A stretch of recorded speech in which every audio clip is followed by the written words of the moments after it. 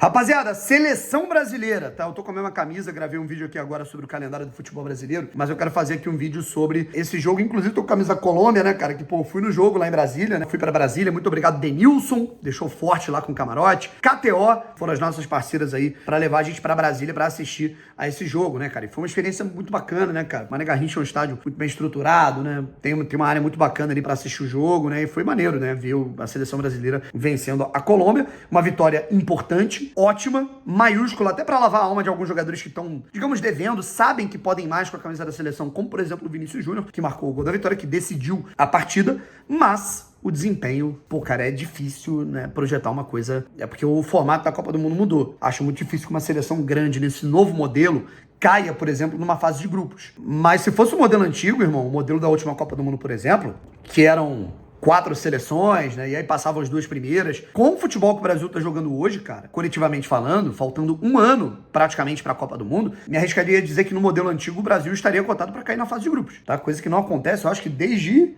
78, naquela Copa na Argentina, né? Que o Brasil foi eliminado da fase de grupos, enfim, que era uma fase de grupos completamente diferente, né? Mas tudo bem. O que a gente tá vendo é algo preocupante. Eu acho que naquela fase 16 avos, né? Que vai ter agora na Copa do Mundo antes das oitavas, eu acho que o Brasil tem chance de cair, sabe? Com o futebol que está sendo apresentado hoje. E a preocupação é, se você compara peça por peça, que se tem de Colômbia, material humano, na Colômbia e no Brasil, a seleção brasileira tem jogadores melhores.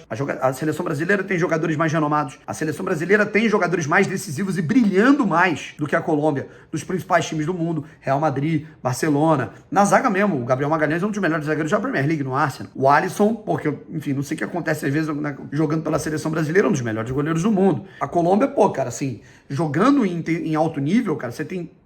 tudo bem que não tá na Europa, mas o Arias joga pra cacete. O Luiz Dias, né, que tá no Liverpool. O Richard Rios também é muito bom jogador. Mas, cara, porra, o Rames, que é o Coringa, né, cara? Com a camisa da Colômbia ele se transforma, mas depois dos 20 minutos, que a gente teve a saída do Gerson, né? E aí é aquilo que eu falo, aquela reflexão, não, mas joga no Brasil, tem intensidade, o caralho, não sei o quê.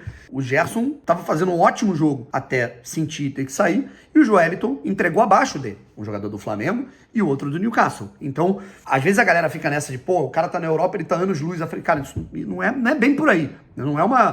Não é sistemático. E, cara, o que a gente viu dos 15 minutos do primeiro tempo, que o Brasil fez o gol, teve mais confiança, começou a encurralar um pouco a seleção colombiana.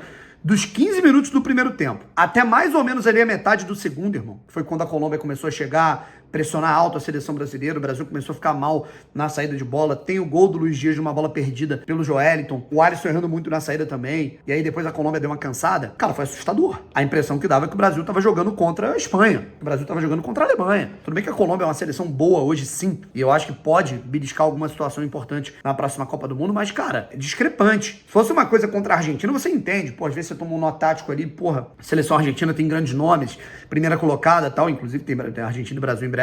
A discrepância coletiva da Colômbia em relação ao Brasil assustou, e muito.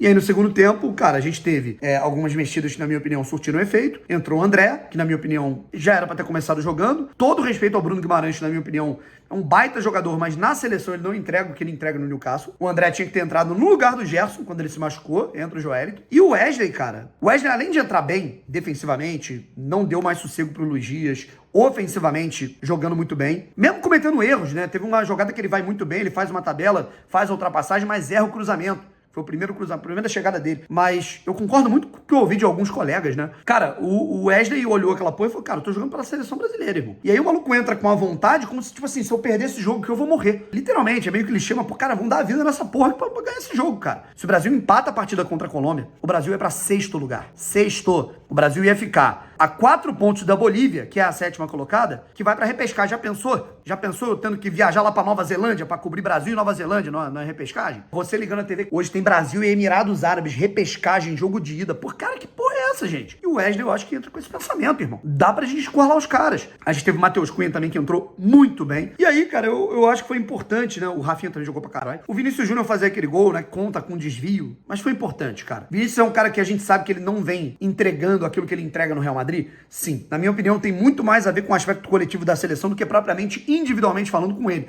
Mas ainda falta mais. O Vinícius marcar um gol da vitória do Brasil no último lance do jogo é bom pra ele, sabe? É bom pra lavar um pouco a alma dele, ficar, pô, o Vinícius não faz nada, pô, pronto, meteu um gol decisivo, sabe? Importantíssimo pra ele. E achei legal também o Matheus Cunha e o Rafinha comendo o Vinícius Júnior no esporro, então você vai tomar o terceiro cartão amarelo, vai ficar fora contra a Argentina, tá de sacanagem? Sai logo, irmão. Tem que ter essa vontade, tem que ter esse foco, irmão. E eu gostei muito dessa atitude do Rafinha e do Cunha. João Pedro não acho que fez um bom jogo, sabe? Eu acho que a seleção brasileira, ela não tem um jogo de tanta fluidez pro centroavante. Teve uma galera, né, cara? Eu vou deixar meu clubismo falar um pouquinho mais. Não é nem clubismo, né? O único jogador o único 9, né, que serviu nos últimos meses na seleção brasileira foi o Igor Jesus. E mesmo assim foi achincalhado, né? Pô, Igor Jesus, 9 na seleção.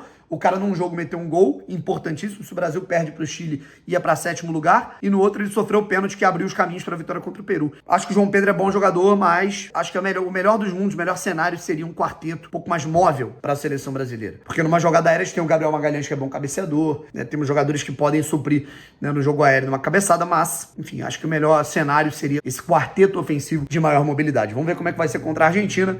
É aquilo que eu falo, cara. Muitas incoerências, né, na escalação, minutagem, até na convocação. O Andrés Pereira, cara, não dá pra entender. O Andrés Pereira é um cara que... Eu não tô falando que é a solução dos problemas, cara, mas ele foi bem nos últimos 4 jogos pela seleção brasileira. Entrou bem, meteu gol de voleio, jogou pra cacete. O cara não tá nem na pré-lista, sei lá. O Caio Henrique, cara, o Caio Henrique jogando muito. O Dorival convocou um lateral esquerdo, que é o Arana, que não tá nem jogando tão bem. O Caio Henrique não tá nem na pré-lista. O Caio Henrique não tá nem entre os 52 jogadores convocados. Eu acho isso uma barbaridade, sabe? Eu acho que o Dorival tá perdido. Eu acho que ele se sente perdido, se vê perdido. E não confio nem um pouco nesse trabalho do Dorival pra levar a seleção brasileira a algum lugar, tá? Não acho que nem pra ser campeão. Pra mim, ser campeão da Copa do Mundo com esse cenário que a gente vê hoje, esquece, tá? Esquece mesmo. Essa é a minha opinião. Mas não que trocar o Dorival por outro sirva alguma coisa, porque a gente sabe que esse outro é uma decisão do Edinaldo. E aí escalona pra outro lugar, que é outro debate. Um abraço, rapaziada. Tamo junto e fui.